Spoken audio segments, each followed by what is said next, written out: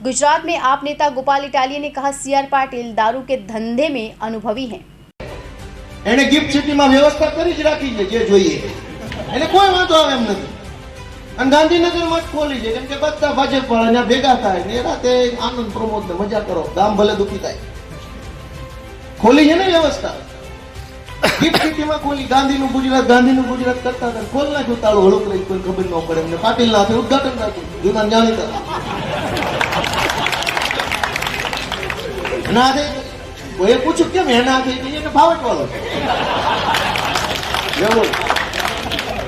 એ અનુભવી છે એટલે આપણે કઈ એમ કેવું દાર પડાવો હોય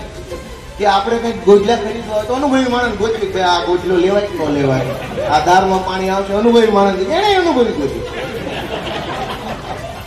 અનુભવી માણસ આજે દુકાન દામ દુખી છે અને એને દારૂ પીવો છે અને ગાંધીનગરની હાઈફાઈ હોટલોમાં બેસીને એમને ભાજપ વાળા દારૂ પીવો છે ગામમાં દવા પીવાનો વારો આવ્યો।